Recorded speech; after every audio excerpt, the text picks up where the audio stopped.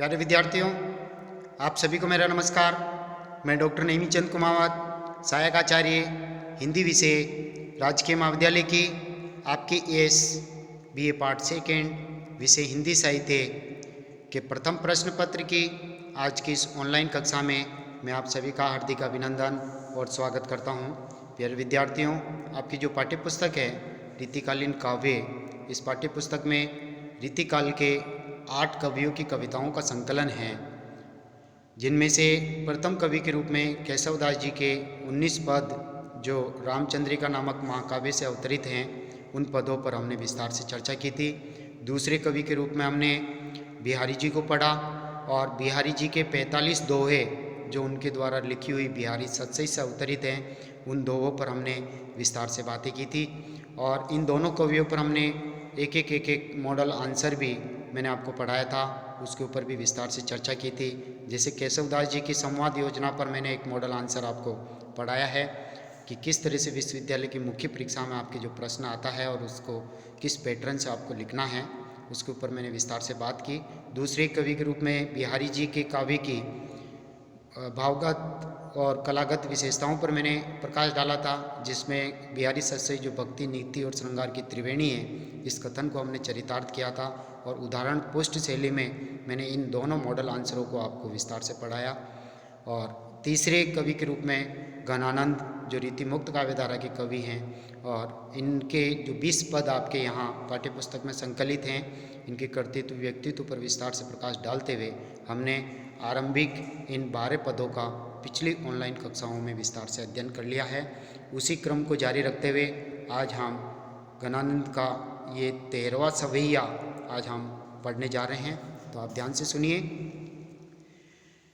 प्रेम सदा अति ऊंचो लहे, कहने का तात्पर्य घनानंद कवि यहाँ कह रहे हैं कि इस संसार में वही प्रेम है जो अत्यंत उच्च कोटि का हो, जो सात्विक हो, जो सच्चाई के मार्ग पे चलता हो, वही उच्च कोटि का प्रेम कहलाता है। इस प्रेम में छल कपट शोभा नहीं देती है, बांकापन, टेढ़ापन, संदेह, अविश्वास इस मार्ग पे बिल्कुल नहीं चलता है। यानी कहने का तात्पर्य जो प्रेमी होते हैं, नायक नायिका, उनका प्रेम अत्यधिक सात्विक, सच्चाई के मार्ग पे चलने वाला और अत्यंत उच्च कोटि का होना चाहिए। तो प्रेम सदा अर्थात प्रेम वही है जो सदैव ही अत्यधिक उच्चतम कोटि का, उदार और महान होता है। तो प्रेम सदा अति ऊंचो लहे, सु कहे इही भांति की बात छकी। और इस उच्च कोटि के प्रेम में जो पात्र होते हैं, नायक नायिका, वो उसी तरह की उच्चतम कोटि के प्रेम के अनुसार ही वह व्यवहार करें, वह अपनी चेष्टाएं करें, वे प्रेम भरी मधुर बातें करें, तो ही वह प्रेम उच्चतम कोटि का रह सकेगा। अर्थात कहने का तात्पर्य दोनों पात्र, नायक और नायिका, दोनों ही प्रेममय होकर के इस उच्चतम कोटि के प्रेम में अपने मधुर व्यवहार को अपनाएं। और यानी यहाँ लिखा है कि प्रेम सदा ऊंचो रहे, अति ऊंचो लहे, अर्थात वही प्रेम सदा उच्चतम कोटि का रह सकता है जिसमें सु कहे ई भांति की बात छके, अर्थात उस उच्च कोटि के प्रेम के अनुसार ही, मान मर्यादाओं के अनुसार ही दोनों प्रेमी एक दूसरे के साथ उत्तम कोटि का व्यवहार करें, जिसमें सात्विकता हो, सच्चाई हो, विश्वास के बल पर वह प्रेम चलता हो, प्रेम में लीन होकर के दोनों एक दूसरे के साथ बर्ताव करें, व्यवहार करें, तो वह प्रेम उच्चतम कोटि का रहेगा। और ऐसा जो प्रेम उन नायक नायिकाओं ने जो सात्विक प्रेम को स्थापित करके जो मिसाल स्थापित करते हैं, वो तो ऐसे प्रेम को सुनने के लिए सबका मन लालायित हो जाना चाहिए, तभी वो उच्च कोटि का प्रेम कहलाएगा। जैसे घनानंद का प्रेम सुजान प्रेयसी के प्रति जो है वो अत्यधिक सहज, सरल और स्वाभाविक हैं, जिसमें छल कपट, दिखावा बिल्कुल भी नहीं है। वो हृदय की अंतरात्मा से निकली हुई वाणी है, प्रेम की वाणी है। तो देखिए आगे दूसरी पंक्ति में कवि कह रहे हैं, सुनी के सबके मन लालच दोरे, अर्थात ऐसे उच्च कोटि के प्रेम को, ऐसे उच्च उदार और महान सात्विक सच्चाई के मार्ग पर चलने वाले इस प्रेम की कहानी को सुनने के लिए सबके मन में लालच दौड़े। यानी कहने का तात्पर्य ऐसे प्रेम को पाने की तीव्र इच्छा सबके मन में पैदा हो जानी चाहिए, ऐसा नायक नायिकाओं का प्रेम होना चाहिए। तो सुनी के यानी ऐसे प्रेम की कहानी को सुन करके सबके मन लालच दौड़े, अर्थात सबके मन में ऐसे तीव्र प्रेम को पाने की इच्छा जागृत होनी चाहिए। पे बोरे लखे, सब बुद्धि चकी, पे बोरे लखे, पे यानी पराए, जो अनभिज्ञ हैं, एक तरह से जो अनभिज्ञ लोग हैं, ऐसे प्रेम से, ऐसा प्रेम जिन्होंने देखा नहीं, उनकी बुद्धि भी इस उच्चतम कोटि के प्रेम की कहानी को सुन करके उनकी बुद्धि भी विस्मित हो जाए, चक्कर में पड़ जाए कि नायक नायिका का ऐसा उत्तम कोटि का प्रेम भी हो सकता है क्या, जिसमें दिखावा कुछ भी नहीं, छल कपट कुछ भी नहीं, बिल्कुल सात्विकता है, उदारता है, महानता है, सहजता है, विश्वास के बल पर वह प्रेम चलता है। तो ऐसे प्रेम को अनभिज्ञ लोग भी जब देखते हैं या ऐसे प्रेम की कहानी को जब सुनते हैं तो उनकी बुद्धि भी चक्कर में पड़ जाए और वो आश्चर्यचकित होकर के, विस्मित होकर के इस प्रेम को देखना चाहते हैं। और जो एक तरह से सामान्य कोटि के जो प्राणी हैं, जो प्रेम करते हैं, ऐसे उच्चतम कोटि के प्रेम को पाने के लिए उनके हृदय में तीव्र इच्छा जागृत हो जाए। तो इसलिए प्रेम सदैव उच्चतम कोटि का होना चाहिए। तीसरी पंक्ति है, जग की कविताएं के धोखे रहे। गणानंद कवि कह रहे हैं कि संसार की जो सामान्य कोटि की जो कविताएं हैं, जैसे रीतिबद्ध काव्यधारा की कविताएं, जो एक तरह से लक्षण ग्रंथ आदि लिखे काव्य शास्त्र के जो प्रमुख अंग है, छंद, रस, अलंकार, नायक नायिका भेद आदि पर जो प्राचीन परिपाटी पर ही उन कवियों ने जो कविताएं लिखी गई है, तो उस जग संसार की सामान्य कोटि की कविताएं कहलाएगी। या रीति सिद्ध शैली पे जो लिखी हुई है वो कविताएं, जिसमें रीतियाँ स्वतः ही सिद्ध होती गई। तो ये संसार की जो सामान्य कोटि की जो कविताएं हैं, साधारण कोटि की, तो सामान्य प्राण जो संसार के जो प्राणी हैं, साहित्य का जो मर्मज्ञ रसज्ञ हैं, वो केवल संसार की सामान्य कोटि की कविताओं के धोखे में ही रहता है, उन्हीं का ही वो अध्ययन करके रसास्वादन करता है। जबकि उच्च कोटि का प्रेम, उच्च कोटि के प्रेम को अपना करके जो लिखी गई कविताएं हैं, उनको पढ़ते तक नहीं। तुक्के धोखे में रहे, यहाँ परिवीरन की मत्ती जाति चकी। और गणानंद कह रहे हैं कि जो मेरा उच्चतम कोटि का जो प्रेम है, उसको मर्मज्ञ लोग जब उससे गुजरते हैं, देखते हैं, एक दृष्टा की भांति उस प्रेम को देखते हैं, गूढ़ और गंभीर बन करके उस प्रेम से वो गुजरते हैं, तो उनकी बुद्धि भी चक्कर में पड़ जाती है कि ऐसा भी उच्च कोटि का सात्विक प्रेम होता है क्या, जिसमें नायक नायिका एक दूसरे का प्रेम पाने के लिए तड़पते हैं। कई जन्मों की साधना होती है उच्चतम कोटि का प्रेम पाना। तो यह है कि संसार के सामान्य प्राणी केवल संसार की सामान्य कोटि की या सामान्य कवियों के द्वारा लिखी हुई प्रेम की कविताओं को ही पढ़ते हैं और उसी के धोखे में रहते हैं कि प्रेम यही है। जबकि गणानंद कहते हैं कि प्रेम की उच्चतम कोटि की कविताएं मैंने लिखी हैं और मेरे काव्य से जो गुजरता है वो एक मर्मज्ञ व्यक्ति ही गुजर सकता है, एक मर्मज्ञ व्यक्ति ही हृदय की आँखों से मेरे प्रेम का अनुभव वो कर सकता है।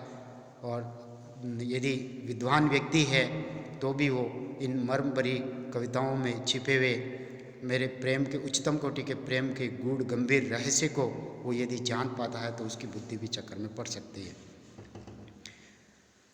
चौथी पंक्ति देखिए, समुझे कविता गण आनंद की।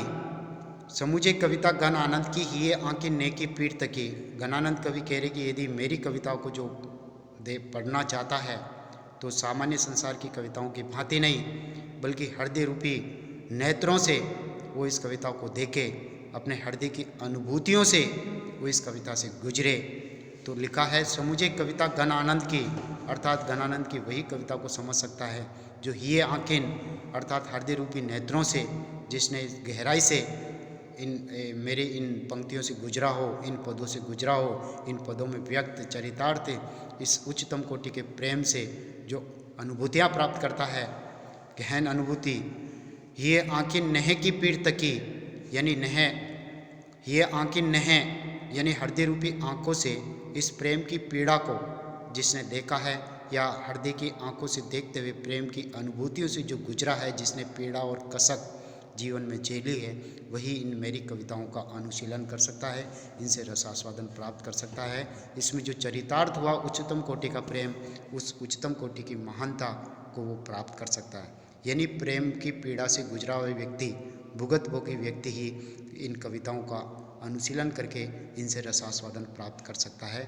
गणानंद जी ये यहाँ पर कहना चाहते हैं।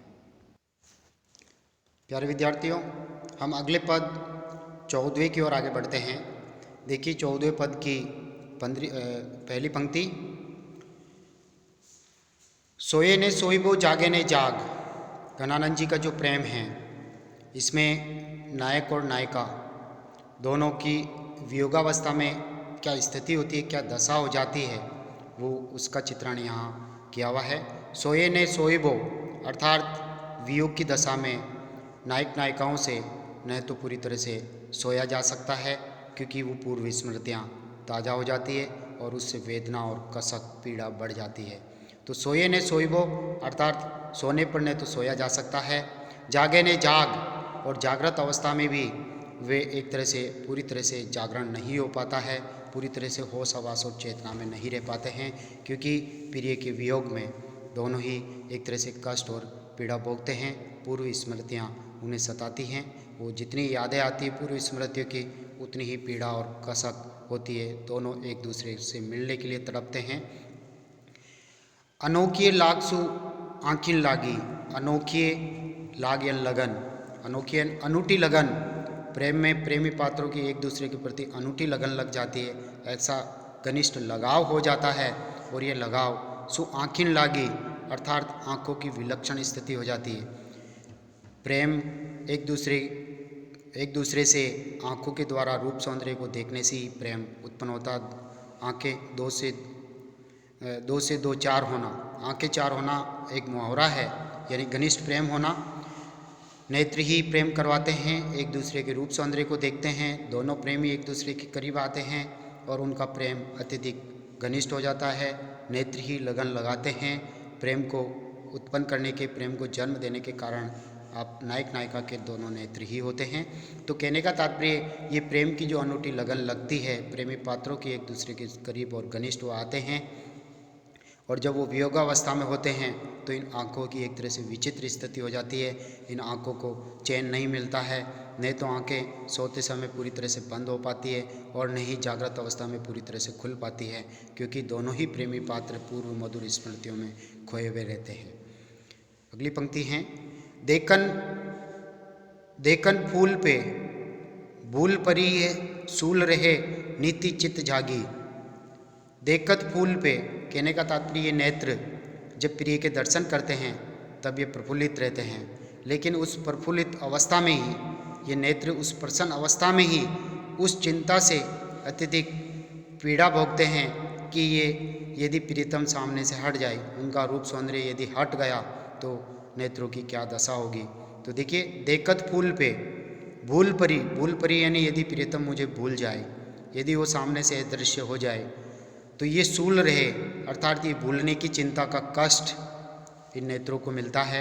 नित्य चित्त जागी, नित्य यानी हमेशा ही, चित्त यानी मन से, जागी यानी जागृत। एक तरह से सामने प्रियतम हैं और उनके दर्शन करने से ही नेत्र प्रफुल्लित रहते हैं, लेकिन जब सामने हैं संयोग के क्षणों में भी इन नेत्रों को एक तरह से वियोग की पीड़ा सताने लग जाती है कि जब दर्शन नहीं होगा, जब प्रियतम इन्हें भूल जाएंगे, दर्शन नहीं दे जाएंगे, तो वही वियोग की पीड़ा और कष्टों का अनुमान ये नेत्र पहले ही कर लेते हैं। तो बुलाने की चिंता से ये नेत्र दुखी होते हैं, ये वेदनाग्रस्त मन वेदनाग्रस्त रहने लग जाता है, हृदय दर्शन की चिंता मात्र से वेदनाग्रस्त रहने लग जाता है। इसलिए अधिक से अधिक संयोग सुखों का ये नेत्र और मन आनंद लेना चाहते हैं, यानी दोनों प्रेमी पात्र अधिक से अधिक समय तक संयोग सुख प्राप्त करना चाहते हैं, एक दूसरे के करीब रहना चाहते हैं। वियोग की चिंता से ही उनका मन, एक दूसरे का मन वेदनाग्रस्त रहने लग जाता है। चेटक जान संजीवनी मूर्ति रूप अनूप महारस पागी, यानी यहाँ पर जो सुजान की मूर्ति एक तरह से दोनों प्रेमी पात्रों की जो स्मृतियाँ हैं, सुंदर जो छवि हैं, चंचल छवि, वो एक तरह से चेटक यानी चंचल, जान यानी प्राण, संजीवनी यानी दोनों का रूप सौंदर्य एक दूसरे के जीने का आधार होता है। संजीवनी बूटी होती है, एक दूसरे के रूप सौंदर्य को देख देख कर कहीं प्रेमी पात्र जीवन जीते हैं, उनके मन हृदय पोषित होते हैं। मूर्ति यानी तस्वीर, रूप अनूप यानी अनुपम सौंदर्य से युक्त तस्वीर, महारस पागी यानी महान प्रेम रस में भीगी हुई वह तस्वीर, प्रेम रूप रस से रूप सौंदर्य में डूबी हुई वह तस्वीर जो प्राणों को चंचल कर देती है, जो मन को चंचल कर देती है। यानी प्रेमी पात्रों की दोनों की एक दूसरे की सौंदर्य की जो तस्वीर है, जो सुंदर रूप है, जो अत्यधिक प्रेम रस में डूबे हुए होते हैं, दोनों के मन एक दूसरे के प्रति खींचे चले आते हैं आकर्षण से। तो कहने का तात्पर्य दोनों नायक नायिकाओं का जो सौंदर्य है वो रूप रस में, सौंदर्य रस में डूबे हुए रहते हैं। कौन वियोग दशा घन आनंद मोह, घनानंद कवि कहते हैं ये कैसी वियोग की दशा है। घन आनंद मोह मति संग्रह अति खागी, मोह मति, मोह यानी मेरी, मति यानी बुद्धि, संग यानी साथ में, रह अति खागी, खागी यानी ग्रसित करने वाली। यानी ये कैसी वियोग दशा है कि प्रीतम की जो मूर्ति है, तस्वीर है, वो हृदय में हमेशा ही छाई हुई रहती है, यानी उसी मूर्ति में प्रेमी पात्र लीन रहते हैं। कैसी ये वियोग दशा है जिसमें प्रेमी पात्र एक दूसरे से बिछुड़ने के उपरांत एक दूसरे की तस्वीर में, सौंदर्य में, एक दूसरे की मधुर बातों में, पूर्व स्मृतियों में ही वो खोए रहते हैं। तो ये कैसी वियोग दशा, घना आनंद देने वाले प्रेमी पात्रों को एक दूसरे की जो तस्वीर है उसमें दोनों के मन और मस्तिष्क उसमें खोए रहते हैं, जिसमें दोनों के मन और मस्तिष्क एक दूसरे से ग्रसित रहते हैं। तो कैसी ये वियोग दशा है जिसमें प्रेमी पात्र एक दूसरे में पूरी तरह से खो जाते हैं, तल्लीन हो जाते हैं, डूब जाते हैं।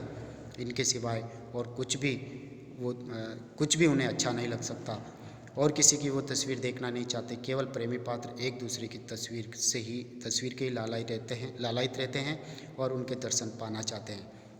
तो प्यारे विद्यार्थियों, अभी हमने पढ़ा 13वां और 14वां पद, जो दोनों प्रेम की वियोग भावनाओं से, वियोग वेदना से संबंधित, जिसमें प्रेमी पात्र किस तरह से दोनों एक दूसरे के वियोग में कष्ट सहते हैं। इस 13वें पद में उच्चतम कोटि के प्रेम की महिमा का गुणगान किया है और 14वें जो पद हैं इसमें वियोगावस्था में नायक नायिकाओं की क्या दशा हो जाती है, विचित्र दशा, जो दोनों प्रेमी पात्र एक दूसरे की स्मृतियों में, एक दूसरे के रूप सौंदर्य में, तस्वीर में ही खोए रहते हैं और घुट घुट करके वो वियोग दशा में कष्ट और पीड़ा कसक सहते हुए वो जीवन जीते हैं। तो कैसा ये प्रेम है, ये वियोग की कैसी दशा है। इसका निवारण तभी है जब प्रेमी पात्र अत्यधिक समय तक एक साथ रहें, मिलन करें, आलिंगनबद्ध हों, तो इस वियोग वेदना से मुक्ति मिल सकती है। प्यारे विद्यार्थियों, आज की ऑनलाइन कक्षा को हम यहीं समाप्त कर रहे हैं। अगली जो ऑनलाइन कक्षा होगी उसमें हम 15वें और 16वें पद पर विस्तार से चर्चा करेंगे। जो विद्यार्थी अभी तक व्हाट्सएप ग्रुप से नहीं जुड़े हैं वो अपने एंड्रॉयड फ़ोन के नंबर हमारे व्यक्तिगत नंबर पर सेंड करें ताकि व्हाट्सएप ग्रुप में हम उनको जोड़ सकें, ताकि व्हाट्सएप ग्रुप में भेजे जा रहे PDF नोट्स, असाइनमेंट आदि का वो विस्तार से अध्ययन कर सकें। और साथ ही जो YouTube चैनल पर ये वीडियो जो अपलोड किए जा रहे हैं, इनकी प्ले लिस्ट जो कक्षावार विषयवार जो तैयार की हुई है, उनके लिंक भी हम आपके व्हाट्सएप ग्रुप में शेयर कर रहे हैं, वहाँ से भी आप ओपन करके देख सकते हैं। और साथ ही जब कोई विद्यार्थी यदि पहली बार इन वीडियोज़ को देख रहा है, ओपन करके अपनी पढ़ाई कर रहा है ऑनलाइन, तो उसे लाइक ज़रूर करें, इस चैनल को सब्सक्राइब करें, क्योंकि सब्सक्राइब करने पर ही आपकी महाविद्यालय में ऑनलाइन उपस्थिति सुनिश्चित हो सकेगी। तो प्यारे विद्यार्थियों, आज की इस ऑनलाइन कक्षा को मैं यहीं समाप्त करता हूँ। बहुत बहुत धन्यवाद आपको।